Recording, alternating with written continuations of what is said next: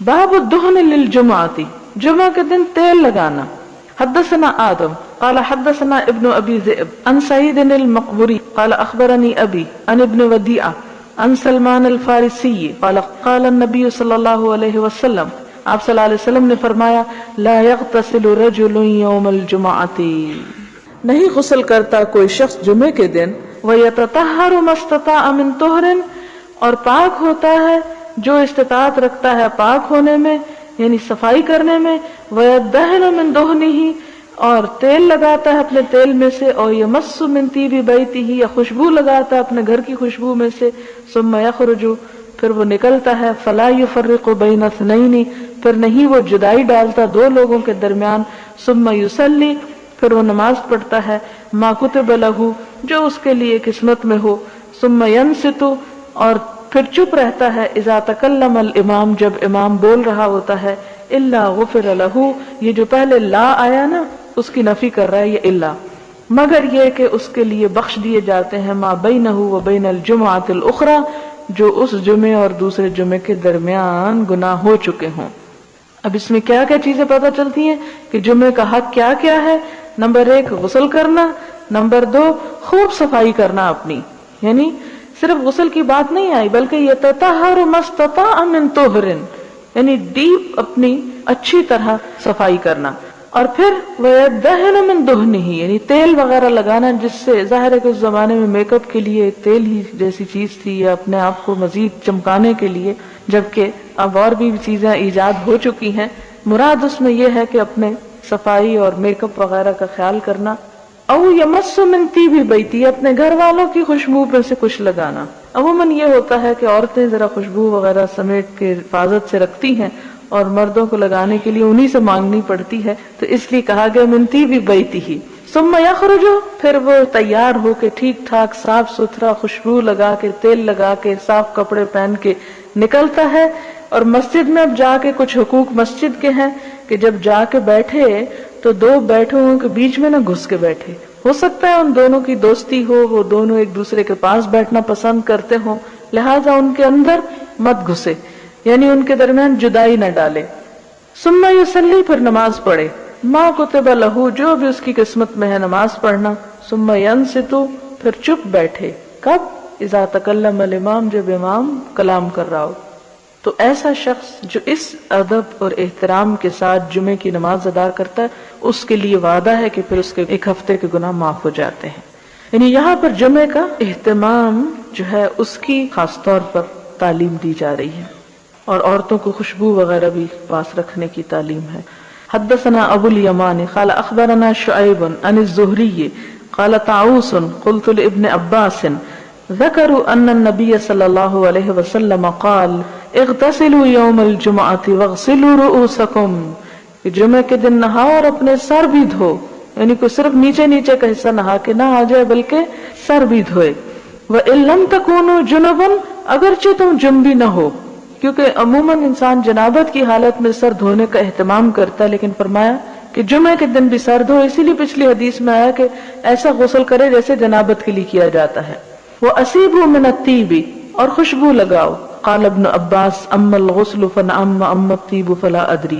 تو ابن عباس کہتے ہیں کہ غسل کا حکم تو ٹھیک ہے، لیکن طیب خوشبو اس کا نہیں مجھے معلوم کہ یہ بھی اسی درجے کا حکم ہے جیسے غسل کا، کہ اگر کسی کے پاس خوشبو ہے ہی نہیں بیچارے کے تب وہ تو گیا، تو نہیں اس کے اوپر وہ پابندی نہیں جتنی غسل کی، کہ غسل تو پانی سے ہو جاتا ہے جبکہ خوشبو کے لیے پیسے بھی لگتے ہیں، تو اس میں دونوں کا حکم پھر ایک جیسا نہیں ہو سکتا کہ سب شاید افورڈ نہ کر سکے ایون خوشبودار صابن سے بھی نہانا. آپ دیکھ سکتے ہیں کہ اسلام میں کتنی وسعت ہے اور اس چیز کا لحاظ رکھا گیا کہ لوگ اپنی حیثیت اور اپنی ضروریات کے مطابق بھی اپنے آپ کو صاف ستھرا رکھ سکتے ہیں.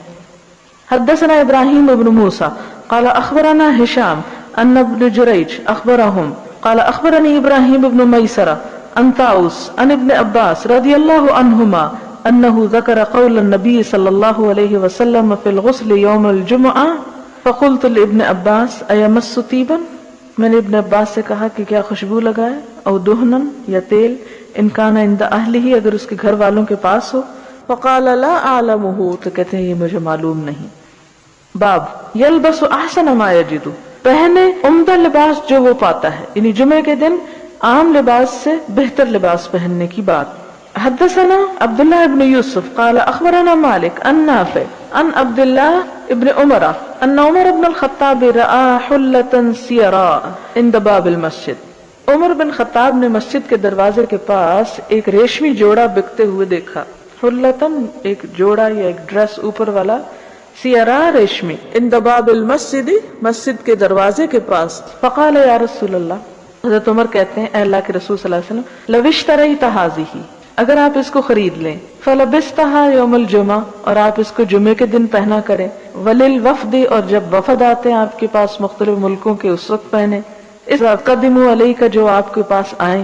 فقال رسول اللہ صلی اللہ علیہ وسلم، تو آپ نے فرمایا انما یلبس هذه من لا خلاق له فی الاخرہ، کہ اس قسم کا لباس تو وہ پہنتا ہے جس کا آخرت میں کوئی حصہ نہ ہو، یعنی اپنے لیے پسند نہیں کیا بہت قیمتی کپڑا.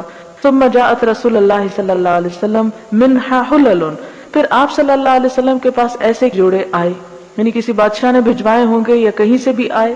فآتا عمر بن الخطاب رضی اللہ عنہ منها حلتن، تو آپ نے عمر بن خطاب رضی اللہ تعالیٰ عنہ کو اس میں سے ایک ایسا ہی لباس دے دیا. فقال عمر، عمر کہاں چپ رہنے والے، کہنے لگے یا رسول اللہ، اے اللہ کے رسول صلی اللہ علیہ وسلم، کسوتنیھا، آپ مجھے تو اس کو پہنا رہے ہیں، وقد قلت فی حلۃ اتارد ما قلت، اور اتارد کے حلے کے بارے میں جو آپ نے کہا وہ معلوم ہے، اتارد اس شخص کا نام ہے جو وہ لباس بیچتا تھا. قال رسول اللہ صلی اللہ علیہ وسلم، آپ صلی اللہ علیہ وسلم نے فرمایا انی لم اکسکھا، یہ میں نے تجھے اس لیے نہیں دیا لتلبسھا کہ تو خود پہن لے، یعنی یہ اس لیے دیا کہ جا کے اپنے گھر والوں کو دے دو یا کسی اور کو دے سکو تم، کیونکہ اب وہ چیز جو آتی تھی وہ آپ اپنے صحابہ میں تقسیم کر دیتے تھے. تو یہ کہ ان کے پوچھنے پہ آپ نے فرمایا کہ یہ تم خود تو نہ پہنو، میں نے تمہیں پہننے کو نہیں دیا، لیکن مراد یہ تھی کہ تم آگے جس کو جائز ہے پہننا، جیسے عورتیں وغیرہ ریشمی لباس، تو ان کو دے سکتے ہو. فکساها عمر بن الخطاب رضی اللہ عنہ اخن لہ بمکہ مشرکا، حضرت عمر بن خطاب نے وہ اپنا جوڑا جو تھا اپنے ایک بھائی کو بھیج دیا جو ابھی مکہ میں شرک کی حالت میں تھا. یعنی اس سے کیا پتہ چلتا ہے کہ ایسی چیز غیر مسلم لوگوں کو بطور تحفہ دی جا سکتی ہے جو بذات خود تو حرام نہ ہو، لیکن اس کا استعمال مخصوص حالت میں حرام ہو. مثلا شراب آپ تحفے میں نہیں دے سکتے، لیکن ریشمی کپڑا جو ہے وہ مرد کے لیے حرام لیکن عورت کے لیے حلال ہے، تو فی ذات ہی وہ حرام چیز نہیں ہے، یعنی ریشم حرام خود تو نہیں ہے، اس کا استعمال مرد کے لیے حرام ہے. لہذا آپ نے اس کو خود نہیں پہنا بلکہ اپنے کسی غیر مسلم بھائی کو بھیج دیا. اور بھائی سے مراد حقیقی بھی ہو سکتا ہے اور بھائی سے مراد یعنی دوست بھی ہو سکتا، فرینڈ. تو اس سے کیا پتہ چلتا ہے کہ نان مسلمز کو آپ تحفہ دے سکتے ہیں. باب السواک یوم الجمعہ، جمعہ کے دن مسواک کرنا. وقال ابو سعید ان النبی صلی اللہ علیہ وسلم یستنو، اور نبی صلی اللہ علیہ وسلم کے بارے میں ابو سعید کہتے ہیں کہ آپ نے حکم دیا کہ مسواک کیا جائے، جو پیچھے گزر چکی حدیث. حدثنا عبداللہ بن یوسف قال اخبرنا مالک عن ابی الزناد عن الاعرج عن ابی ہریرہ رضی اللہ عنہ ان رسول اللہ صلی اللہ علیہ وسلم قال لولا ان اشق علی امتی، اگر میری امت پہ یہ مشکل نہ ہوتا، او علی الناس، یہ لوگوں پر، لامرتہم بالسواک مع کل صلاۃ، تو میں انہیں حکم دیتا کہ ہر نماز کے ساتھ مسواک کیا کریں. حدثنا ابو معمر قال حدثنا عبد الوارث قال حدثنا شعیب بن الحبحاب قال حدثنا انس قال قال رسول اللہ صلی اللہ علیہ وسلم اکثرت علیکم فی السواک، آپ صلی اللہ علیہ وسلم نے فرمایا کہ میں نے بہت کچھ کہہ دیا تم کو مسواک کے بارے میں. اکثر تو نہیں، بہت کثرت سے کہا. حدثنا محمد بن کثیر قال اخبرنا سفیان عن منصور وحسین عن ابی وائل عن حذیفہ قال کان النبی صلی اللہ علیہ وسلم اذا قام من اللیل یشوص فاہ، کہ آپ صلی اللہ علیہ وسلم جب رات کے وقت اٹھتے تو اپنے دانتوں کو مسواک کیا کرتے تھے. یسوس کا مطلب ہوتا ہے دائیں سے بائیں پھرنا. تو یہ تہجد کے لیے اگر مسواک ہے تو پھر جمعے کے لیے تو اور بھی شرط ہے. باب من تسوق بسواک غیرہ، اگر کوئی شخص کسی دوسرے کا مسواک استعمال کر لے، کیا اس کی اجازت ہے؟ جیسے گھر میں بہن بھائی کبھی کر لیتے ہیں. حدثنا اسماعیل قال حدثني سلیمان بن بلال قال قال هشام بن عروہ اخبرني ابی عن عائشہ رضی اللہ عنہا قالت دخل عبد الرحمن بن ابی بکر، داخل ہوئے عبد الرحمن بن ابی بکر ومعه سواکن، اور ان کے پاس مسواک تھی. یہ عبد الرحمن جو ہیں یہ حضرت عائشہ کے بھائی ہیں کہ وہ کمرے میں آئے اور ان کے ہاتھ میں مسواک پکڑی ہوئی تھی. یستن بہ، اور وہ مسواک کر بھی رہے تھے. فنظر الیہ رسول اللہ صلی اللہ علیہ وسلم، تو حضور صلی اللہ علیہ وسلم نے ان کی طرف دیکھا. فقلت لہ، تو میں نے اپنے بھائی کو کہا، آتنی ھذا السواک یا عبد الرحمن، عبد الرحمن یہ مسواک مجھے دے دو. فآتانیہ، تو انہوں نے وہ ان کو دے دی. فقسمتہ، تو وہ کہتی ہیں میں نے اس کو توڑا. ثم مزغتہ، پھر میں نے اس کو چبایا. فآتیتہ رسول اللہ صلی اللہ علیہ وسلم، تو میں نے اسے حضور صلی اللہ علیہ وسلم کو دے دیا. فاستن بہ، آپ نے اس سے مسواک کیا. ومستند الی صدری، اور آپ میرے سینے کے ساتھ ٹیک لگائے ہوئے تھے. اس سے دو باتیں پتہ چلتی ہیں. ایک تو یہ ہے کہ حضرت عائشہ انتہائی ذہین تھی کہ صرف حضور صلی اللہ علیہ وسلم کی نظر مسواک پہ پڑنے سے پہچان گئی کہ آپ کا دل چاہ رہا ہے مسواک کرنے کو. اس کو کہتے ہیں کامن سینس، کہ انسان زبان سے بلوانے کی بجائے دوسرے کی نگاہوں کا پیغام سمجھے کہ کوئی کیا کہنا چاہ رہا ہے. اور جتنی زیادہ یہ چیز ڈیولپ ہو جاتی اتنی دوسرے کے ساتھ تعلقات جو ہیں وہ زیادہ خوشگوار ہو جاتے ہیں. اور یہ اس وقت آتا ہے کہ جب ایک دوسرے کو میاں بیوی سمجھنے کی کوشش کریں، اور یہ ازدواجی زندگی کو خوشگوار بناتی ہے یہ بات. پھر اس کے بعد آپ دیکھیں کہ دوسری بات کیا پتہ چلتی ہے کہ انہوں نے حضور صلی اللہ علیہ وسلم کو وہ دیا اور چبا کے دیا، کیونکہ آپ بیمار بھی تھے تو مسواک جو ہوتا ہے وہ سخت ہوتا ہے اور اس کو کرنے سے پہلے اس کے ریشوں کو نرم کرنا پڑتا ہے، جس سے یہ پتہ چلتا ہے کہ وہ جو جھوٹا والی بات ہے وہ اسلام میں نہیں ہے. اگر ویسے کسی کی طبعی اپنی کمزوری کی وجہ سے کسی کا جھوٹا نہیں لے سکتا تو نہ لے، لیکن عورت کا لعاب دہن جو ہے وہ مرد کے لیے ناپاک نہیں ہے، اسے استعمال کیا جا سکتا ہے. یعنی جیسے بیوی کا لعاب دہن جو ہے وہ شوہر کے لیے، کہ ایک اور جگہ پر آتا کہ حضرت عائشہ نے ایک دفعہ بوٹی کھا کر رکھی تو حضور صلی اللہ علیہ وسلم نے اسی جگہ سے اس کو دوبارہ کھایا. تو اس سے بھی پتہ چلتا ہے کہ ان کے درمیان باہم کس قسم کے تعلقات تھے. پھر اسی طرح ایک اور بات یہاں سے یہ پتہ چلتی ہے کہ حضور صلی اللہ علیہ وسلم بیماری کی حالت میں حضرت عائشہ پر ٹیک لگائے ہوئے تھے اور ان کے بھائی اندر آتے ہیں تو حضور صلی اللہ علیہ وسلم اسی حالت میں لیٹے رہتے ہیں. یعنی اس سے کیا پتہ چلتا ہے کہ اگر شوہر اپنی بیوی کے ساتھ بیٹھا ہوا ہے تو دوسروں سے ڈرنے کی ضرورت نہیں. ہمارے معاشرے میں تو یہ ہے کہ ایک جگہ پر کھانے کی بھی اجازت نہیں ہوتی میاں بیوی کو. عموماً اس چیز کا رواج ہے کہ اس کو بڑا معیوب سمجھا جاتا ہے، حالانکہ یہ ایک ایسا تعلق ہے کہ جس میں حیا کے وہ تقاضے نہیں کہ جو کسی اور جگہ پر ہو سکتے ہیں.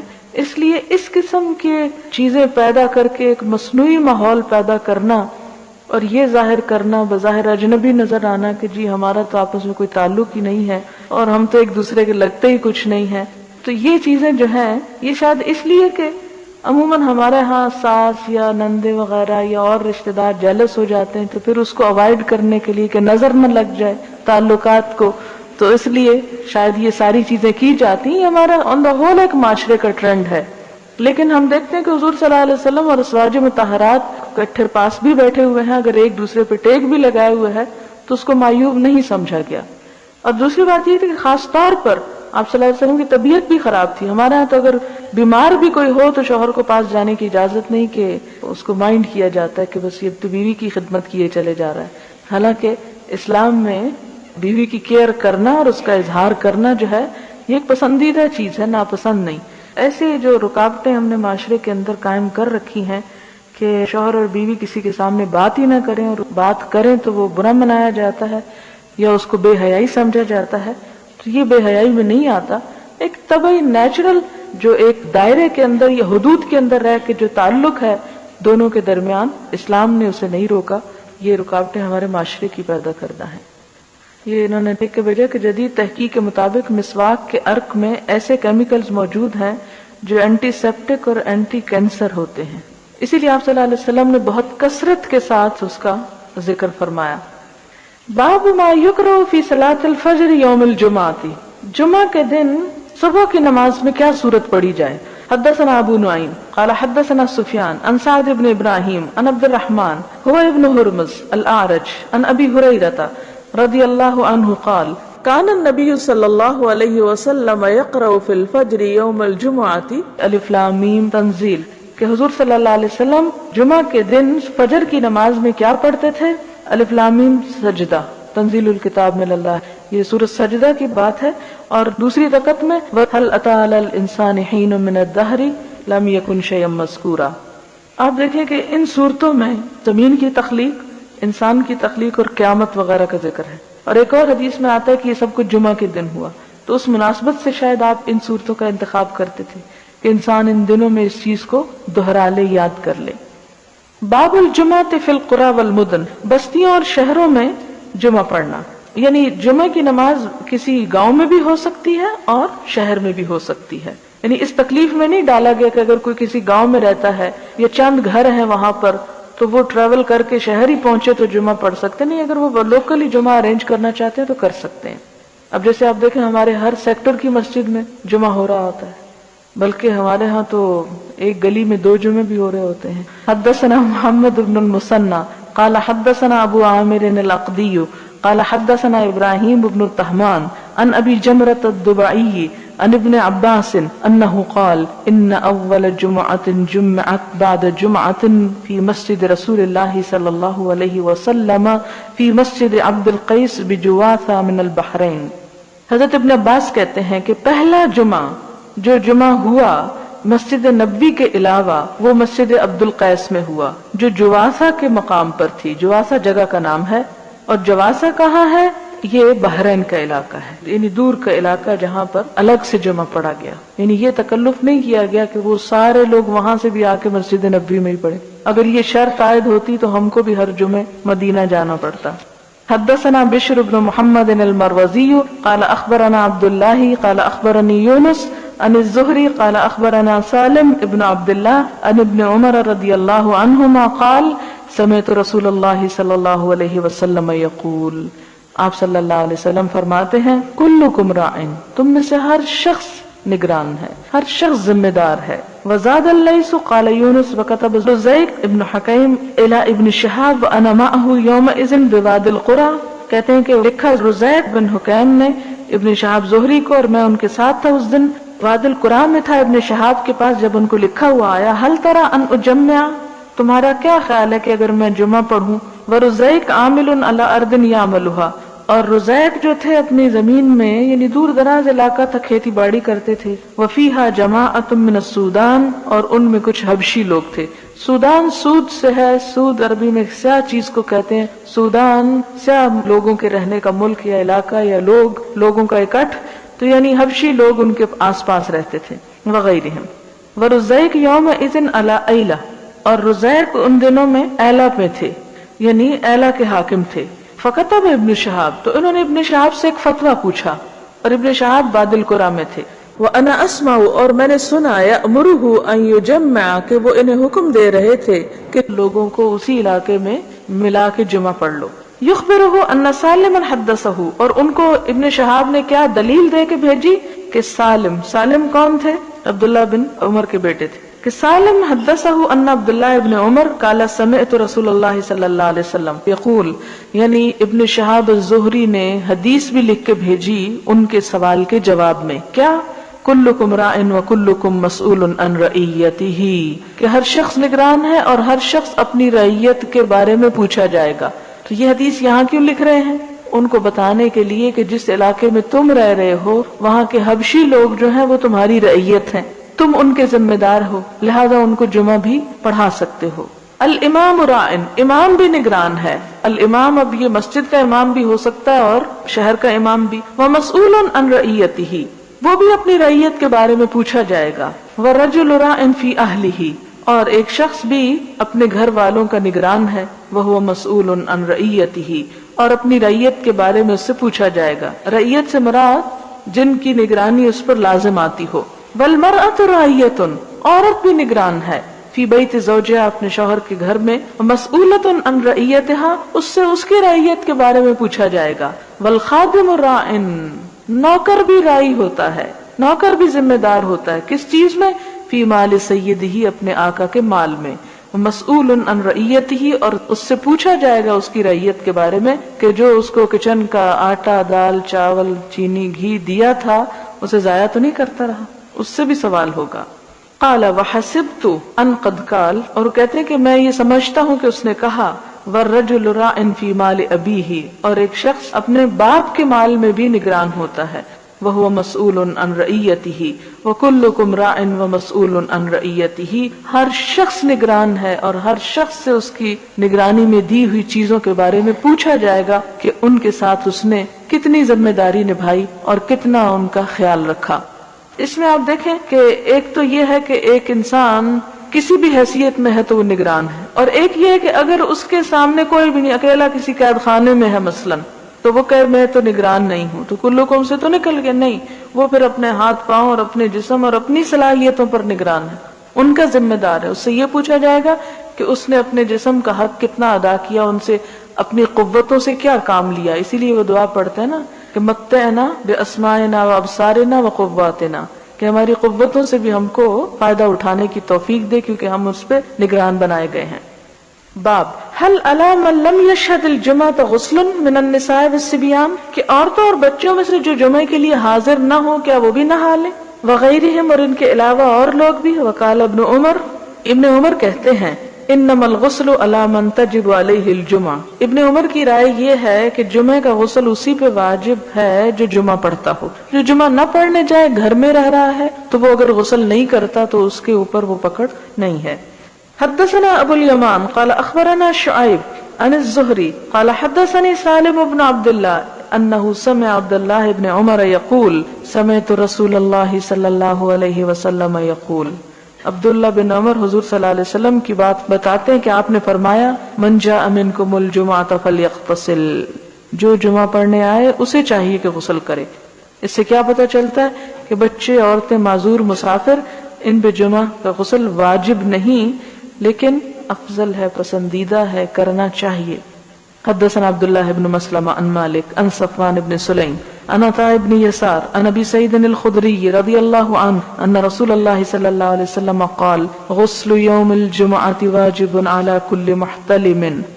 حدثنا مسلم بن ابراہیم قال حدثنا وہیب قال حدثني ابن طاووس عن ابیہ عن ابی ہریرہ قال قال رسول اللہ صلی اللہ علیہ وسلم نحن الآخرون السابقون یوم القیامة بید انہم اوتوا الکتاب من قبلنا وأوتيناهم من بعدهم فهذا اليوم الذي اختلفوا فيه فهدانا الله فغدا لليهود وبعد غد للنصارى. فسكت ثم قال حق على كل مسلم أن يغتسل في كل 7 أيام يوما.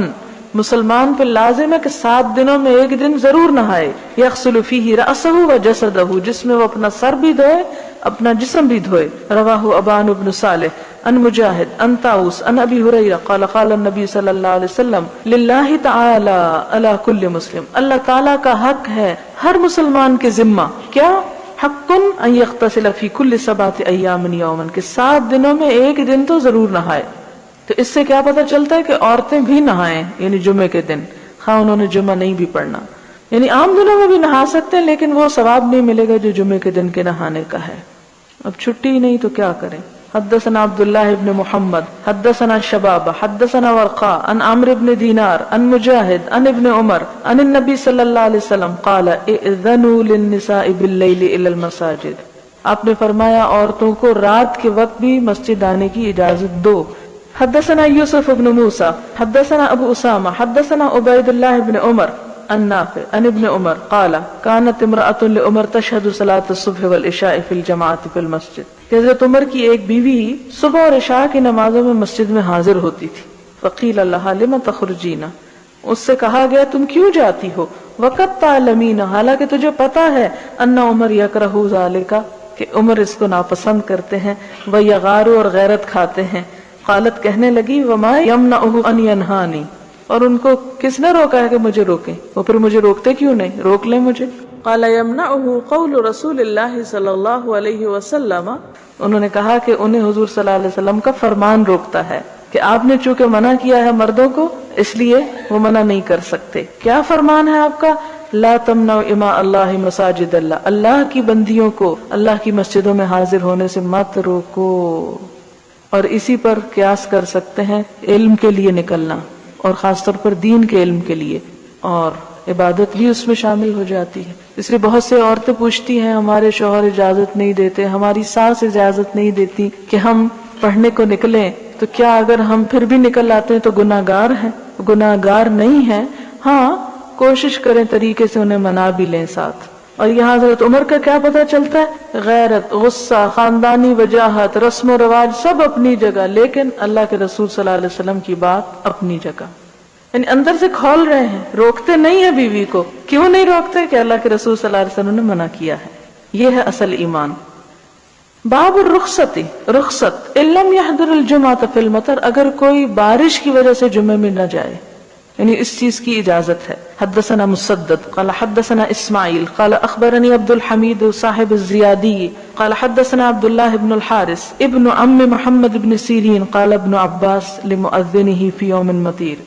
ابن عباس نے اپنے مؤذن کو بارش کے دن میں کہا، اذا قلت اشہد ان محمد رسول اللہ، جب تم یہ کہہ چکو کیا اشہد ان محمد رسول اللہ، فلا تقل حی علی الصلاۃ، تو حی علی الصلاۃ مت کہنا.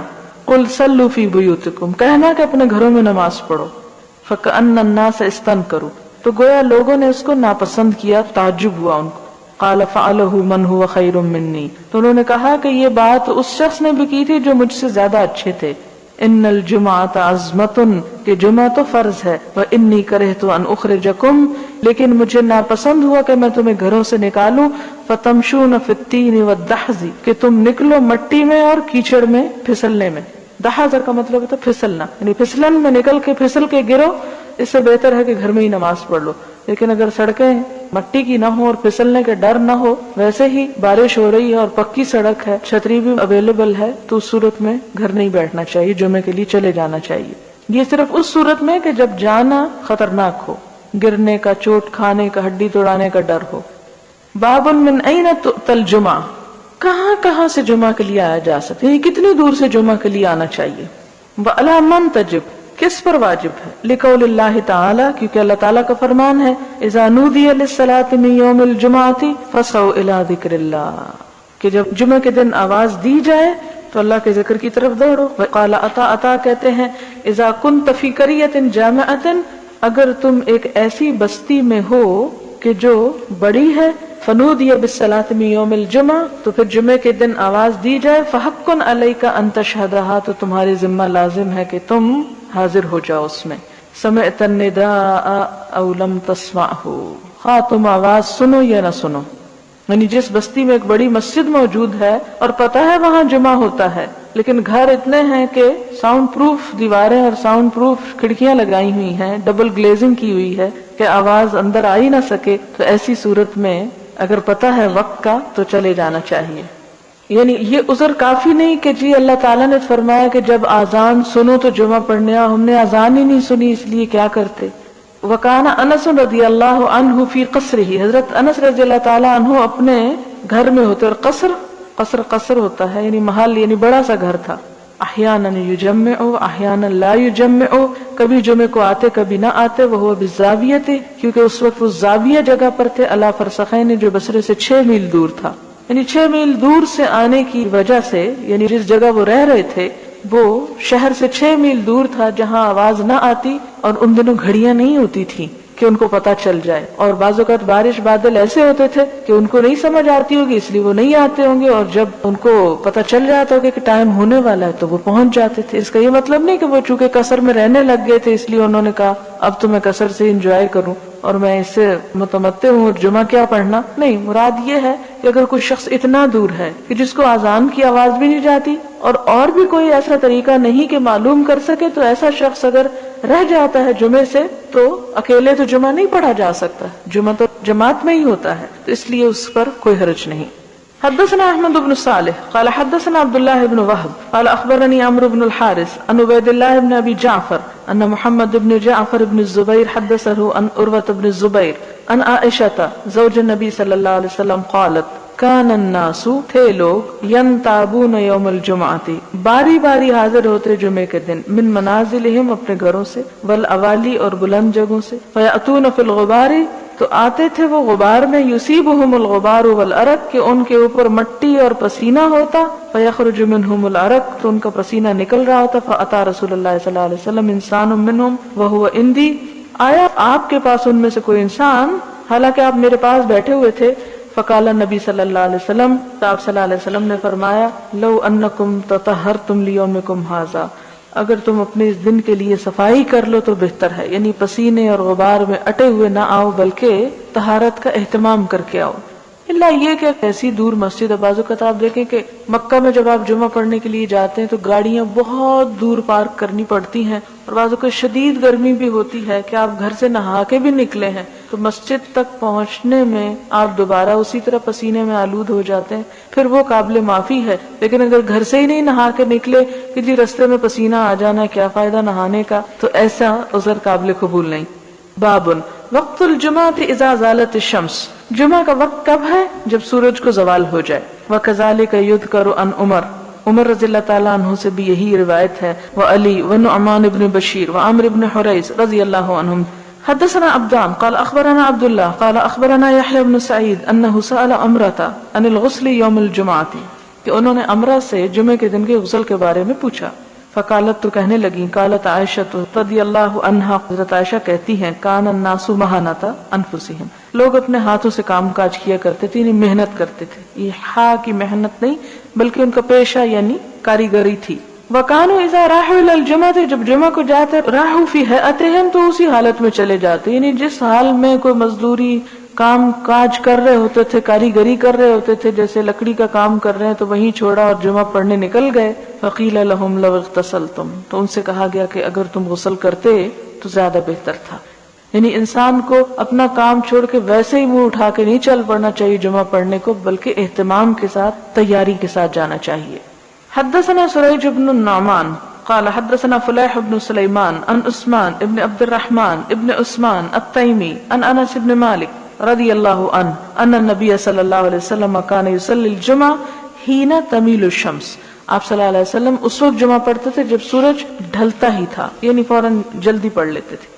حدثنا عبدان قال اخبرنا عبد الله قال اخبرنا حمید عن انس بن مالک قال كنا نبکر بالجمعہ، انس بن مالک کہتے ہیں کہ ہم جمعہ جلدی پڑھتے تھے ظہر کی نماز کی نسبت، ونقیل بعد الجمعہ، اور جمعے کی نماز کے بعد قیلولہ کرتے تھے۔ اس سے کیا پتہ چلتا ہے کہ جمعہ ظہر سے نسبتاً پہلے پڑھ لینا چاہیے، کیونکہ وہاں پر گرمی ہوتی تھی اور قیلولہ دوپہر کا آرام ضروری ہوتا تھا۔ ویسے بھی آپ صلی اللہ علیہ وسلم نے فرمایا کہ دوپہر کے آرام سے تہجد کے جاگنے پر مدد لو، اس لیے پسندیدہ ہے، مسنون ہے دوپہر کو تھوڑی دیر لیٹنا۔ لیکن قیلولہ کا یہ مطلب نہیں کہ اتنا سویا جائے کہ رات کو نیند ہی نہ آئے، اور آپ نے جو فرمایا کہ تہجد کے لیے مدد لے تو وہ فجر بھی جائے اس کی، دیر سے سو کے۔ قیلولہ لمبی نیند کو نہیں کہتے، یہ تھوڑی دیر کے لیے ریسٹ کرنا، جس میں زیادہ زیادہ 1 گھنٹہ مور دین انف ہوتا ہے، کیونکہ اس کے بعد آپ دیکھیں کہ پھر عصر کا ٹائم شروع ہو جاتا ہے، 2-3 گھنٹے سونے کی تو گنجائش ہی نہیں۔ کیا ہوا، جو مردوں پہ اگر جماعت فرض ہے تو ہم پہ نہیں، لیکن اس کا یہ مطلب نہیں کہ ہم اس سے ناجائز فائدہ اٹھائیں اور گھر میں دیر کر کے نماز پڑھیں۔ بابن اذا اشتد الحر یوم الجمعہ، جمعہ کے دن جب سخت گرمی ہو۔ حدثنا محمد بن ابی بکر المقدمی قال حدثني حرمی بن عمارہ قال حدثنا ابو خلدہ وهو خالد بن دینار قال سمعت انس بن مالک يقول كان النبي صلی اللہ علیہ وسلم اذا اشتد البرد بکر بالصلاة، انس بن مالک کہتے ہیں کہ نبی صلی اللہ علیہ وسلم جب سردی سخت ہوتی تو جلدی نماز پڑھ لیتے، وَإِذَا اشْتَدَّ الْحَرُّ أَبْرَدَ بِالصَّلَاةِ، اور جب گرمی زیادہ ہوتی تو نماز کو ٹھنڈا کر کے پڑھتے دیر سے، یعنی الجمعہ، یعنی جمعے کے دن خاص طور پہ۔ وقال یونس بن بکیر اخبرنا ابو خلدہ وقال بالصلاة ولم يذكر الجمعہ، اور ابو خلدہ کی روایت میں کیا آتا ہے؟ نماز کا ذکر آتا ہے، جمعے کا لفظ نہیں آتا۔ وقال بشر بن ثابت حدثنا ابو خلدہ قال صلى بنا امیر الجمعہ، کہ ہمیں امیر نے جمعہ پڑھایا۔ امیر یہاں غریب کے مقابلے کا نہیں بلکہ حاکم مراد ہے۔ ثم قال لانس رضی اللہ عنہ کیف کان النبی صلی اللہ علیہ وسلم یصلی الظہر، تو پھر حضرت انس سے پوچھا کہ حضور صلی اللہ علیہ وسلم ظہر کی نماز کس وقت پڑھا کرتے تھے، یعنی اگر جمعے کا یہ وقت تھا تو ظہر کا کیا ہوتا تھا۔